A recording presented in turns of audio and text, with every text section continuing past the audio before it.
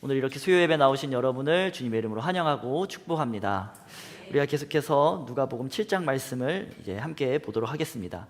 오늘 조금 긴 말씀 18절에서부터 35절까지 말씀을 우리가 함께 읽었는데, 오늘 이 말씀의 시작을 보면 18절부터 시작을 해서 세례 요한 이제 무대에서 잠시 퇴장을 했었던, 이제 무대에서 완전히 어떻게 보면 완전히 퇴장을 했던 그 세례 요한이 이제 등장하는 것을 우리가 볼 수 있습니다. 본문은 세례 요한과 예수님의 그런 감정적인 만남을 중심으로 이야기가 진행이 됩니다. 세례 요한은 아시는 바와 같이 헤롯의 잘못에 대해서 비판을 했다가 그의 잘못을 지적했다가 그 결과 체포되어 감옥에 이제 들어가게 되었습니다. 헤롯의 체포로 요한은 무대에서 이제 그런 무대에서 완전히 사라지게 됩니다. 그런 요한이 간접적으로 오늘 본문에 다시 등장을 합니다. 세례 요한이 감옥에 갇혀 있기 때문에 외부와의 소식을 전혀 들을 수 없는, 외부와 단절된 상황 가운데 세례 요한은 놓여 있습니다. 밖에 어떤 일이 일어나고 어떤 일이 발생하고 벌어지고 있는지 세례 요한은 그가 직접 자신의 눈으로 확인할 수가 없습니다. 유일하게 그가 바깥 소식을 들을 수 있는 방법은 자신들의 제자를 통해서, 자신들의 제자들이 이제 듣고 보고 가져온 그 이야기를 가지고 바깥 소식을 그가 접하고 들을 수 있었습니다. 그런 요한의 제자들이 예수님에 대한 소식을 전해주게 됩니다. 예수님의 사역에 대한 소식을 요한의 제자들이 요한에게 들려주게 됩니다. 나사렛에서 있었던 일, 가버나움에서 백부장의 종을 치유했던 일, 나인성에서 죽은 자를 살리신 일, 예수님이 가르치신 말씀과 행한 여러 가지 이적들을 이제 요한의 제자들이 요한에게 전하여 줍니다. 그런데 그런 소식을 들은 요한이 자신의 두 제자를 예수님에게 보내서 한 가지 질문을 이제 하게 됩니다. 우리가 19절 말씀을 보면은 이제 세례 요한이 자신의 제자 둘을 불러 예수님에게 보내서 이와 같이 질문을 합니다. 오실 그이가 당신이오니까 우리가 다른 일을 기다리오리이까? 그렇게 세례 요한이 제자들을 보내 예수님에게 질문합니다. 대체 요한은 왜 이러한 질문을 했을까요? 예수님은 이제 우리가 누가복음 4장에서 보았던 것처럼 나사렛 회당에서 선언하신 그 말씀과 같이 여러 가지 이적들을 행하시며 많은 자들에게 회복을 이렇게 보여주시고 회복을 실현해 나가십니다. 포로된 자에게 자유를 주셨고 눈먼 자를 보게 하시고 그리고 눌린 자를 자유케 하시는 그런 회복의 역사들을 예수님께서 행하십니다. 그런데 누가복음 4장에 있는 예수님께서 나사렛 회당에서 선포하신 그 말씀이 이제 이사야 61장에 동일하게 등장하는 말씀인데, 그 누가복음 4장과 이사야 61장의 다른 점은 이사야에는 보복의 날이라는 말이 등장을 하는 이제 면에 반해서 예수님은 보복의 날이라는 표현을 전혀 사용하지 않으십니다. 즉 예수님이 보복의 날이라는 것을 언급하지 않으신 이유는 예수님의 그 사역의 초점이 어떠한 보복이나 심판이 아닌 회복에, 그들을 먹이고 살피시고 사랑하시고 위로하시고 그들을 회복해 하시는 것에 예수님의 그 사역의 초점이, 예수님의 사역의 중점이 거기에 찍혀 있기 때문입니다. 반면에 세례 요한이 예수님에 대해서, 오실 메시아에 대해서 전한 내용은 알곡과 쭉정이에 관한 그러한 내용이었습니다. 누가 진노를 피하랴, 독사의 자식들아 라는 이런 표현도 서슴지 않고 세례 요한은 했었고, 그리고 좋은 열매를 맺지 아니하는 나무는 도끼에 찍혀 불살라질 것이다 라는 그런 표현조차도 세례 요한은 서스럼없이 그렇게 선포했습니다. 주로 하나님이 개입하심으로 메시아가 오실 것이고 그로 인하여 이 땅 가운데 심판이 있을 것이고 징계가 있을 것이다 라는 그 내용이 세례 요한이 전한 중심 내용입니다. 세례 요한도 예수님이 메시아라는 사실을 그 누구보다 잘 알고 있었습니다. 보자마자 예수님이 오실 메시아라는 사실을 그가 알았고, 세례를 행하자 하늘이 열렸던 그 일을 가장 눈앞에서 지켜본 사람이 세례 요한이었습니다. 그러나 세례 요한의 생각에 예수님이 오실 그이가 맞는 것 같은데, 능력도 분명 있으신데 자기가 전했던, 자기가 선포했던 그 말과는 전혀 다른 일을 예수님께서 행하고 계시기에 세례 요한이 그 마음속에 이제 의구심이 들기 시작했던 것입니다. 이 나라를 바꾸기 위해 뭔가 예수님께서 대단한 일을 하셔야 될 것 같은데, 뭐 썩어 문드러진 그런 종교나 정치를 완전히 예수님께서 뭐 뒤집어 엎으신다던가, 아니면 자신보다 더 강력한 말씀으로 모인 그들에게, 죄인들에게 말씀을 선포하시든가, 자신은 뭐 독사의 자식들아 라고 얘기를 했으니까 뭐 예수님 정도면 뭐 이 음란하고 패역한 세대야 막 이런 정도는 예수님께서 해주셔야 되는데, 자기가 그리는 그 오실 메시아는 그런 분인데 예수님은 전혀 다른 일을 행하고 계셨습니다. 그렇게 세례 요한은 자신의 제자들을 보내 예수님에게 물은 것입니다. 아직 때가 아닌가? 혹은 다른 분이 또 오시나? 라는 그 마음이 세례 요한의 마음속엔 들기 시작했을 것입니다. 그렇게 세례 요한은 자신들의 제자를 보내서 자신이 기다리던 오실 그이가 당신이 맞습니까? 질문을 합니다. 그리고 이에 대해서 예수님께서는 세례 요한의 제자들에게 이제 21절과 같이 이제 그들이 본 것들을 그대로 세례 요한에게 전하라라고 말씀을 전해 주십니다. 예수님의 사역, 맹인들이 눈을 뜨고 못 걷는 자들이 걷게 되고 나병 환자가 깨끗해지고 듣지 못했던 자들이 듣게 되고 죽은 자가 살아나며 가난한 자들에게 복음이 전해지는 것, 그들이 보고 들은 그것들을 그대로 세례 요한에게 전하라라고 예수님은 말씀하십니다. 이사야가 예언한 대로 기쁨의 소식을 전함으로 오실 그이가 바로 기름 부은 메시아라는 사실을, 예수님께서 기름 부은 메시아라는 사실을 예수님께서 스스로 입증해서 보여주십니다. 예수님의 사역의 초점은 나사렛 회당에서 설교하신 것과 같이 회복에 초점이 맞춰져 있었습니다. 그러나 세례 요한은 회복이 아닌 징계와 심판에, 어떻게 보면 그의 말은, 그의 선포는 초점이 맞춰져 있었습니다. 물론 세례 요한이 말이 전혀 틀린 것은 아닙니다. 예수님이 다시 오시는 그날, 분명 그날에 심판이 있을 것이고 믿지 않는 자들에 대한 징계가 반드시 그날에 있을 줄 믿습니다. 그러나 초림, 예수님께서 이 땅에 성육신에서 오셨을 그때에 예수님께서는 먼저 이들을 회복시키길 원하셨습니다. 사랑하는 자들을 향해 그들에게 먼저 매를 들기보다는 그들을 위로하고 먼저 회복시키시길 예수님은 원하셨습니다.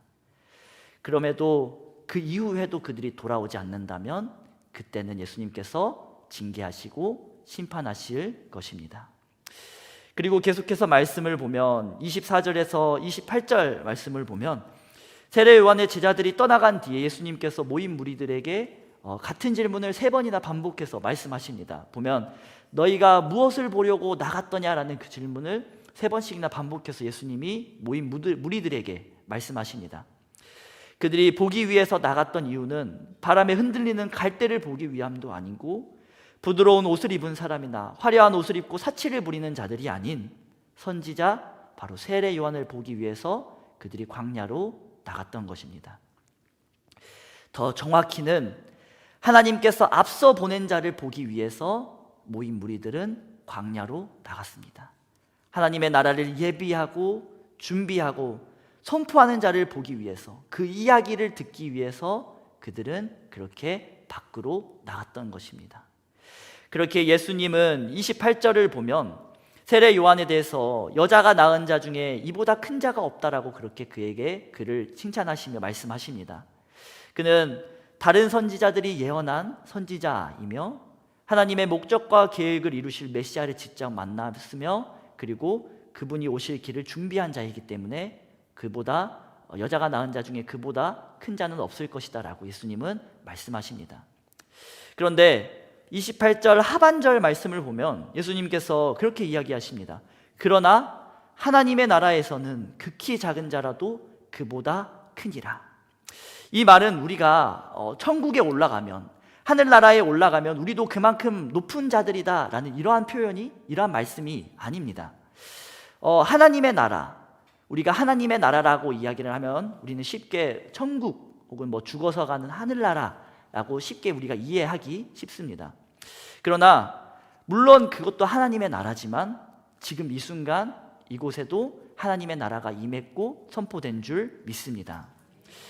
우리가 흔히 잘 알고 있는 찬양, 내 영혼이 은총 입어라는 그 찬양을 보면 그 찬양의 가사 중에 이런 가사가 있습니다. 주 예수 모신 곳이 그 어디나 하늘나라. 주 예수 그리스도께서 임하신 그곳이 즉 하나님의 나라이며 하늘나라인 줄 믿습니다. 우리 속에 예수 그리스도께서 계시기에 우리가 서 있는 그곳이 곧 하나님의 나라인 줄 믿습니다. 그리스도를 믿는, 예수 그리스도를 믿는 자들이 살아가는 그 곳곳마다 모두 하나님의 나라가 선포되며 하나님의 나라가 실현되는 줄 믿습니다. 죽어서만 가는 곳이 하나님의 나라가 아닌 우리가 믿는 우리가 가서 살아가고 그곳에서 복음을 전하는 그 모든 것들이, 모든 곳들이 다 하나님의 나라인 줄 믿습니다. 그렇기에 하나님의 나라에서 극히 작은 자, 즉 예수 그리스도를 믿는 자들은 그가 아무리 연약하고 약하고 작고 보잘것없을지라도 세례 요한보다 큰 자입니다. 왜냐하면 우리 역시 다시 오실 그분을 예비하는 자들로 이 땅 가운데 살아가기 때문인 줄 믿습니다. 이러한 세례 요한에 대한 이야기를 들은 무리들에게는 크게 두 가지 반응이 나타납니다. 29절과 30절 말씀을 보면 한 반응은 세례 요한에게 세례를 받은 자들, 즉 자신의 죄를 회개하고 하나님이 행하실 일을 기대하는 자들은 29절에 하나님이 의롭다, 하나님을 의롭다라고 그렇게 찬양하는 모습을 우리가 볼 수 있습니다. 그런데 30절 말씀을 보면 바리새인과 율법교사, 즉 요한의 세례를 받지 않은 자들, 여전히 자신들의 고집을 내려놓지 않고 여전히 자신들이 생각하는 하나님 나라에 갇혀 살아가는 자들, 예수 그리스도를 통해서 이 땅에 이루실 하나님의 그 나라, 하나님의 뜻을 인정하지 않는 자들은 30절 하반절을 보면 하나님의 뜻을 저버렸다라고 성경은 기록하고 있습니다. 그러면서 예수님께서 31절에서부터 35절 말씀을 보면 이 세대 사람에 대한 비유를 말씀하십니다. 이 말씀에 대해서 특히 이 누가복음 7장 31절에서 35절 말씀을 보면서 말씀을 오해를 하는 경우들이 이제 간간히 있습니다. 심지어 목사님들도 이 말씀을 좀 오해하시는 그런 경우들이 있는데 그만큼 이 31절에서 35절 말씀이 우리가 정신을 바짝 차리고 제 말을 들어주셔야지 오해하지 않고 제가 어디 가서 이상한 소리 했다라고 그렇게 여러분들이 말을 하지 않을 수 있으니 정신을 바짝 차리고 제 이야기를 들어주시면 감사하겠습니다. 31절 말씀을 보면 이제 누가복음 7장 31절 말씀을 보면은 예수님께서 이 세대 사람을 무엇으로 비유할까라고 말하며 이 세대 사람에 대해서 설명하십니다. 이 말씀을 보면 32절 말씀을 보면 이제 아이들이 장터에서 놀고 있는데 근데 아이들이 피리를 불면은 그 피리를 분 거에 맞춰서 누군가가 함께 옆에 있는 사람들이 함께 춤을 춰줘야 되는데 함께 춤춰주지 옆에 있는 사람들이 함께 춤춰주지 않는 겁니다. 그리고 그 아이들이 놀고 있는 그 아이들이 슬퍼하면은 함께 울어주고 함께 슬퍼해야 되는데 그 옆에 있는 사람들이 함께 울어주지 않고 함께 슬퍼하지 않는 겁니다. 그래서 여기까지만 말씀을 보고 지금 이 세대는 이 시대 사람들은, 이 세상 사람들은 공감하지 않는 세대다, 무감각한 세대다라고 그렇게 말을 하는 경우들이 있는데 이거는 말씀을 끝까지 안 본 겁니다. 그 말씀을 끝까지 보면은 이제 32절 말씀과 그 밑에 말씀을 쭉 보면은 어떤 내용이냐면 쉽게 말하면 아이들이 소꿉놀이를 하고 있는 겁니다. 아이들이 어떠한 상황극을 이제 놀이터, 장터라고 하는 그런 놀이터에서 모여서 어떠한 상황극, 소꿉놀이를 하는 겁니다. 어떤 이제 예를 들면 우리도 보통 보면 유치부 아이들에서 유년부 아이들이 그런 소꿉놀이나 상황극들을 많이 하는 걸 우리가 볼 수 있습니다.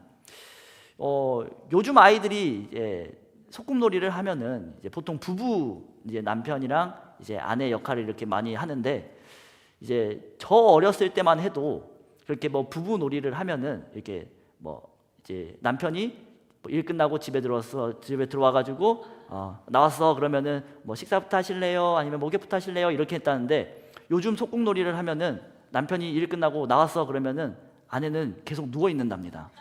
그래가지고 남편한테 이것 좀 해라 저것 좀 해라. 요즘 소꿉놀이는 그렇게 한다라고 합니다. 예. 아이들이 아마 뭐 보고 들은 것이 있으니까 그렇게 행하지 않았을까 하는데, 어디까지나 상황극은 상황극이고 소꿉놀이는 놀이일 뿐입니다. 마치 이 아이들이, 이 말씀에 나온 이 아이들이 그런 소꿉놀이를 하는 건데, 뭐 결혼식 흉내를 낸다라고 생각을 하면 우리가 쉽게 이해할 수 있을 것이고, 장례식 흉내를 낸다라고 생각하면 우리가 쉽게 이 말씀을 이해할 수 있습니다. 결혼식 흉내를 내면서 피리를 불고 막 신나하면 옆에 있던 사람들도 같이 춤을 춰줘야 되는데, 옆에 있는 사람이 같이 춤춰주지 않는 겁니다. 장례식 흉내를 내면 뭐 아이고 아이고 하면은 옆에서 같이 아이고 그렇게 해줘야 되는데, 그렇게 반응해주지 않고 그 놀이에 같이 어울리지 않는 겁니다. 그런데 이 반응하지 않는 사람들이 이 세대 사람이 아니라, 이렇게 춤추며 피리를 불고 울어도 그거에 반응하지 않는 사람들은 이 세대 사람이 아닌 세례 요한을 말하는 것이고 예수 그리스도를 말하는 것입니다. 33절에서 34절 말씀을 보면 세례 요한을 향해서 이 세대 사람들은 그렇게 이야기합니다. 가서 함께 춤추자라고 하는데 세례 요한은 먹지도 마시지도 않고 그런다. 그러면서 그를 향해 그가 귀신 들렸다라고 이 세대 사람들은 손가락질한다라고 표현합니다. 34절 말씀을 보면 예수님에게도 가서 우리가 같이 금식하고 광야에 들어가서 수행도 하고 그러자라고 이야기하는데, 예수님은 그렇지 않고 함께 먹고 함께 마시고, 그런 예수님을 향해서 먹기를 탐하고 포도주를 즐기는 자라고 이 세대 사람들은 손가락질합니다. 근데 문제는 어디까지나 이것이 놀이라는 사실입니다. 즉 진짜가 아닙니다. 진짜는 예수 그리스도인데, 진짜는 하나님에게 있는데, 이 당시에 이 세대 사람들, 즉 바리새인과 이 서기관들, 종교 지도자들은 마치 이것이 진짜인 것 마냥 자신들이 갖추어 놓은 그 틀 안에 세례 요한과 예수 그리스도가 어울려주지 않는다고 그들을 향해 손가락질하는 것입니다. 세례 요한도 예수님도 그들이 만든 틀 안에, 그들의 놀이에 함께하지 않으십니다. 쉽게 말해서 바리새인과 종교 지도자들이 행하는 그런 정치 놀이, 종교 놀이에 예수님과 세례 요한은 함께하지 않으십니다. 그러면서 35절 말씀을 보면 지혜는 자기의 모든 자녀로 인하여 옳다함을 얻느니라 라고 말합니다. 성경에서 보통 지혜는 이제 하나님을 인격화해서 표현할 때 지혜라는 말을 많이 사용합니다. 즉 하나님의 자녀들을 통해서 세례 요한과 예수 그리스도, 그리고 더 나아가서 예수 그리스도를 믿는 자들을 통해서 결국 하나님의 계획과 하나님이 행하신 모든 일이 선하심을 알게 될 것이다 라고 그렇게 예수님은 말씀하고 계십니다. 오늘 말씀을 보면 23절 말씀을 우리가 한번 같이 봐보면 좋을 것 같습니다. 23절 말씀 우리가 한번 같이 읽어보겠습니다. 23절 시작.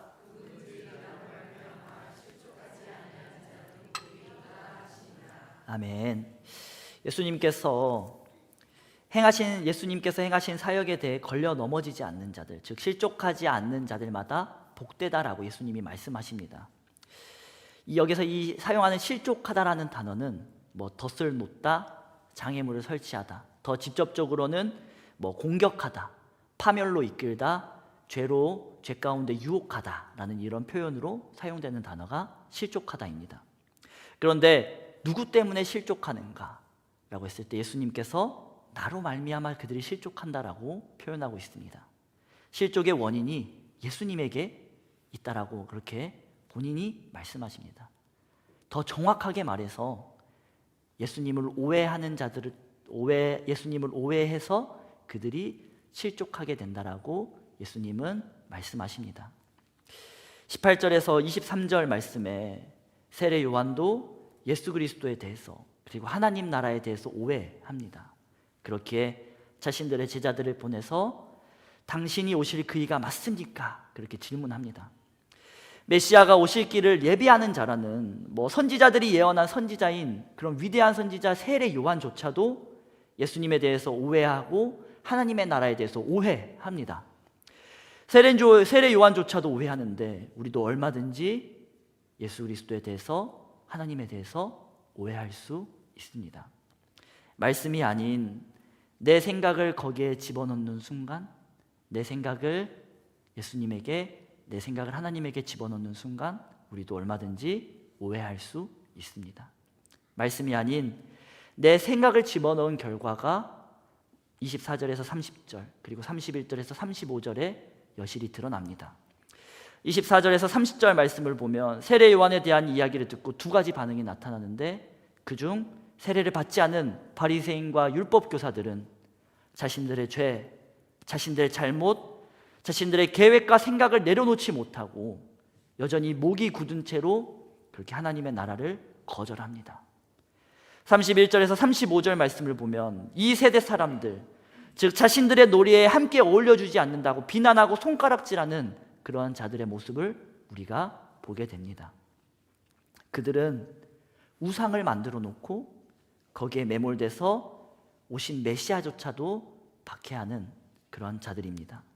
자신들이 만든, 내가 만든 종교라는 그 틀을 가지고 신앙은 그런 게 아니야 라고 예수님을 향해 손가락질하는 그런 어리석은 모습을 우리가 볼 수 있습니다. 우리도 한번 생각해 봐야 합니다. 과연 내가 오해하고 있는 것이 무엇이 있을까? 과연 내가 곡해서 알고 있는 것은 무엇이 있을까? 과연 내 생각인데 마치 이것이 신앙이고 마치 이것이 성경이고 진리인 것처럼 생각하는 것이 무엇이 있을까? 우리 스스로도 우리 스스로의 신앙을, 믿음을 돌아볼 필요가 있습니다. 그렇게 말씀과 점점 멀어진 결과 다시금 신앙으로 돌아가자고, 다시금 원래 모습으로 돌아가자고 일어났던 운동이 바로 종교개혁입니다. 수많은 종교개혁자들이 원래 모습으로 돌아가자고 외치고 그들은 목숨을 걸고 신앙을, 기독교를 원래 모습으로 돌리기 위해 힘썼습니다. 그 결과 프로테스탄트, 개신교가 회복되었습니다.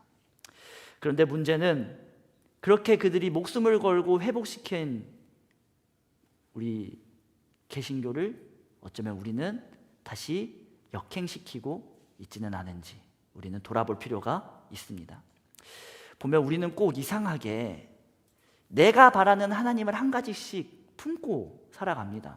뭐 하나님은 이래야 돼, 하나님은 이랬으면 좋겠어, 하나님은 저래야 돼, 하나님 내가 이러면 뭐 이렇게 해주시겠지? 라는 내가 바라는 하나님의 모습을 우리는 꼭 하나씩 가지고 살아갑니다. 그런데 문제는 이 내가 바라는 하나님의 모습이 성경과 전혀 관련 없는 세상적인 것을 끄집어 와서 하나님의 모습을 내가 만들어 간다는 게 문제입니다. 아니 대체 내가 바라는 것에 왜 하나님을 맞추려고 그렇게 하는가? 우리는 하나님을 나한테 맞추는 것이 아니라, 신앙을 나에게 맞추는 것이 아니라 변하지 않고 무너지지 않는 하나님의 진리에 우리의 모습들을, 우리의 신앙을 맞춰 나가야 할 줄 믿습니다. 이런 경우들이 보통 많이 있는 것 같습니다. 보통 한 달 정도 그렇게 작정 기도를 이렇게 하면은, 그러면 내가 한 달 정도 이제 작정해서 한 번도 빠지지 않고 기도하면 하나님께서 나 취업 성공시켜 주시겠지, 뭐 내 사업 잘 되게 해 주시겠지. 우리는 이런 어떻게 보면 우스운 그런 희망을 품고 기도하는 경우들이 있습니다. 한 달 동안 대체 작정 기도하는 거랑 내 취업이랑 내 사업이 잘 되는 거랑 대체 무슨 상관이 있는 걸까요? 뭐 3달 동안 작정 기도한다고 해서 꼭 하나님께서 취업의 길을 열어주시고 사업이 잘 되게 하실까요? 그건 저는 아니라고 생각합니다. 그렇게 작정해서 기도한다는 것은 그 기도를 통해서 우리가 하나님과 더 가까워진다는 사실인 줄 믿습니다. 하나님과 가까워졌는데 우리가 뭘 더 바랄 필요가 있겠습니까? 나와 가까우신 하나님이, 나와 친하신 하나님이 내가 알지 못하고 내가 생각하지 못하는 더 좋은 것들로, 더 선하시고 더 위대하신 뜻으로 내 삶을 채워주실 건데, 기껏 눈앞에 보인 그 문제 해결해 주시 않는 걸로 어떻게 하나님을 판단하고 조각할 수 있을까? 그렇게 우리는 생각해 볼 필요가 있습니다. 말씀이 아닌 내 생각을 우리가 하나님께 집어넣는 순간 우리는 얼마든지 하나님을 오해할 수 있습니다. 그렇게 우리는 내 생각이 아닌 말씀과 늘 가까워져야 할 줄 믿습니다. 종교개혁 당시에 종교개혁자들이 5가지 이제 5 솔라라고 해서 5가지를 이야기했습니다.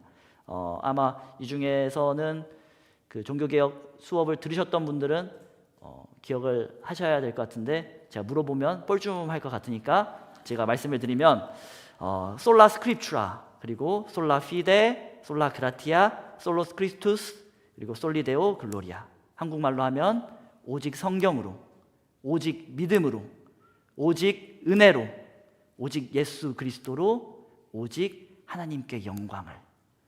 종교개혁자들은 이 5가지를 회복하길 원했습니다. 그리고 이 5가지가 어떻게 보면 우리의 신앙의 가장 중요한 정수입니다. 그 중에서 솔라 스크립추라, 오직 성경으로, 성경 외에 어떤 것도 인정하지 않으며 성경이 아니고서는 하나님을 알 수 없다라는 그런 말입니다. 말씀이 아니면 우리는 하나님을 알 수 없는 줄 믿습니다. 우리의 생각으로 하나님을 알 수 없습니다.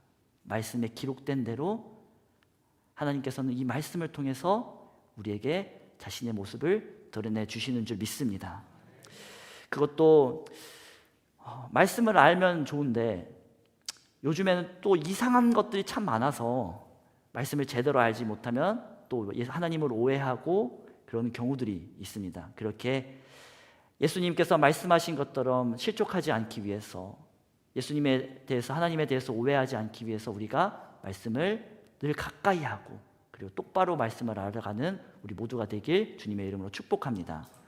말씀을 마치겠습니다. 주님이 오실 길을 예비하는 자인 세례 요한조차도 예수님을 오해하고 제자들을 보내서 당신이 메시아가 맞습니까? 질문합니다. 우리도 자칫 잘못하면 우리의 생각, 내가 생각하는 종교, 내가 만든 종교라는 그 틀 안에 우리의 신앙을 가두고 하나님을 가두고 예수 그리스도를 가둘 수도 있습니다. 우리도 자칫 잘못하면 그렇게 하나님을 오해하고 더 나아가서 오해를 넘어서 배척하고 실족하는 경우들도 우리 가운데 얼마든지 있을 수 있습니다. 우리가 바라건대 그런 것들을, 그 모든 것들을, 내 생각과 내가 만든 그 틀, 그 모든 것들을 우리가 내려놓길 주님의 이름으로 축복합니다. 우리가 이제 말씀으로 돌아가야 할 줄 믿습니다. 내 고집, 내 생각, 내가 바라는 하나님이 아니라 말씀이 말하시는, 말씀에 기록된 그 하나님을 있는 그대로 보고 우리가 그 하나님을 믿길 주님의 이름으로 축복합니다. 바라건대 똑바로 말씀을 알아서 내 생각이 아닌 성경을 통해서 우리에게 말씀하시는 있는 그대로의 하나님을 알아가는 귀한 축복이 우리 가운데 있길 주님의 이름으로 축복합니다. 기도하겠습니다.